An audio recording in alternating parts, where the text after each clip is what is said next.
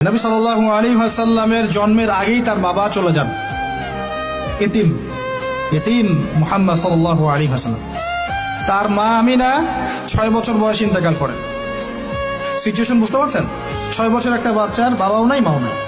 তার দাদা Abdul Muttalib তাকে সাথে রাখেন, খুব আদর করেন, খুব মহব্বত করেন, যেখানে যান সাথে করে নিয়ে যান। তিনি নেতা মানুষ, তার পাশের চেয়ারে তাকে বসতে দেন, বলেন আমার এই নাতি একদিন সাইয়্যেদ হবে, নেতা হবে, এই কথা বলেন। তিনি ইন্তেকাল করলেন 8 বছর বয়স। তারপরে দায়িত্ব পেলেন চাচা আবু তালেব। নাম কি? এই 8 বছর বয়স থেকে নিয়ে নবী সাল্লাল্লাহু আলাইহি ওয়াসাল্লাম নবী হয়েছেন 40 বছর বয়সে, আর মক্কায় ছিলেন 13 বছর, প্রায় 53 বছর। প্রায় 53 বছর পর্যন্ত, 8 থেকে 53 বছর পর্যন্ত এই যে লম্বা সময় চাচা আবু তালেব নবী সাল্লাল্লাহু আলাইহি ওয়াসাল্লামকে পাহাড়ের মতো প্রোটেক্ট করেছেন, পাহাড়ের মতো। পাহাড়ের পিছনে আপনি দাঁড়ালে কি বাতাস লাগবে? এভাবে তিনি প্রোটেক্ট করেছেন নবী সাল্লাল্লাহু আলাইহি ওয়াসাল্লামকে। তার সন্তানদেরকে যা খাওয়াতেন তার চেয়ে ভালোটা নবীকে খাওয়াতেন সাল্লাল্লাহু আলাইহি ওয়াসাল্লাম। স্পেশাল রান্না তৈরি করে তাকে ডেকে নিয়ে বসতেন, কারণ এতিম ছেলে, মনে কষ্ট আছে, হয়তোবা সবার সামনে বলতে পারে না, ব্যাপারটা বুঝেন না? তিনি এইভাবে ট্রিট করতেন। এমনকি নবী হওয়ার পরে আল্লাহর নবী সাল্লাল্লাহু আলাইহি ওয়াসাল্লামের বিরুদ্ধে পুরা সমাজ চলে গেল। কেউ গালি দেয়, কেউ বলে সাহের, কেউ বলে কাযযাব, কেউ বলে ফারিকুল জামা। মানুষ গালিগালাজ শুরু করলো, নিন্দা গীবত তহমত শুরু করলো, অর্থনৈতিক বয়কট শুরু করলো, সামাজিকভাবে বয়কট করা শুরু করলো। এমন কোনো অত্যাচার নাই যা নবী সাল্লাল্লাহু আলাইহি ওয়াসাল্লামকে করা হয় নাই।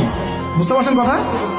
এইরকম একটা সিচুয়েশনেও চাচা আবু তালেব তিনি বলছেন, তারা তোমার দিকে আসতে পারবে না দলে দলে যতদিন আমি আবু তালেব দাফন হচ্ছি না মাটির তলে। কথা বুঝতে পারছেন?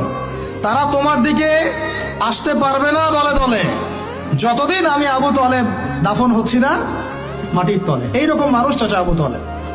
মানে আমরা যারা এখানে উপস্থিত আছি, বাংলাদেশে 16 কোটি মুসলমান, সারা বিশ্বের এই যে এত কোটি মুসলমান, তার মধ্যে বেশিরভাগ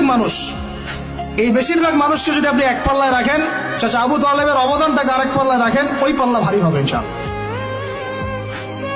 কিন্তু শেষ পর্যন্ত চাচা আবু তালেব কালিমা লা ইলাহা ইল্লাল্লাহ করতে পারলেন না।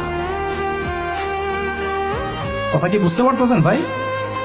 নবী সাল্লাল্লাহু আলাইহি ওয়াসাল্লাম বারবার বলতেছেন, চাচা খালি একটাবার কালিমা পড়েন, আমি আল্লাহর কাছে আপনার জন্য সুপারিশ করব, আমি আপনাকে জান্নাতে নিয়ে যাব, চাচা খালি একটাবার সাক্ষ্য দেন, শাহাদা দেন। হলো না। হাদিসের মধ্যে আসছে চাচা আবু তালেবকে জাহান্নামের সবচেয়ে উঁচু স্থানে রাখা হবে, যেখানে তার পায়ের গোড়ালি বা টাকনু পর্যন্ত আগুনে পুড়বে, এতেই তার মগজ টকবক করে ফুটতে থাকবে। নাউযুবিল্লাহ।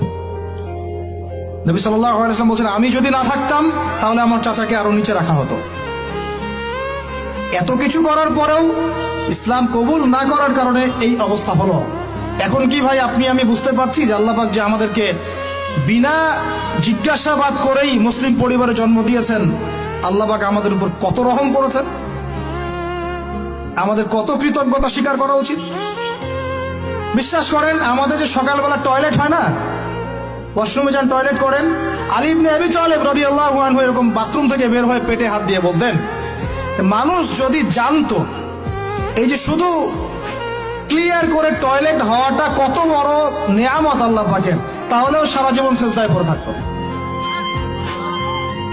আমরা এগুলো বুঝি না, শ্বাস নেওয়ার নেয়ামত বুঝি না, পানি পান করছি, পানি আল্লাহ পাক দিয়েছেন, এটা নেয়ামত বুঝি না, গরম পানিতে ওযু করে আসলে নেয়ামত বুঝি না, সুস্থ আছি নেয়ামত বুঝি না, প্রত্যেকটা অর্গান ভালো আছে শরীরের নেয়ামত বুঝি না, রক্ত চলতেছে নেয়ামত বুঝি না। আমরা আল্লাহ পাকের নেয়ামতই বুঝি না, শুকরিয়া আদায় করি না। আর ওই যে কালিমা লা ইলাহা ইল্লাল্লাহ আল্লাহ পাক পড়ার তৌফিক দিয়ে মুসলিম বানিয়েছেন, এটা তো মোটেই বুঝি না। কত বড় নেয়ামত আল্লাহ দিয়েছেন আর কত ইহসান আল্লাহ করেছেন। এইটা জাস্ট আজকের লেকচার শুনে বুঝে বাসায় চলে যান, তাহলে ইনশাআল্লাহ আপনার একটা কৃতজ্ঞতাপূর্ণ হৃদয়ের সৃষ্টি হবে, এবং এই হৃদয়টা সৃষ্টি হলে পরে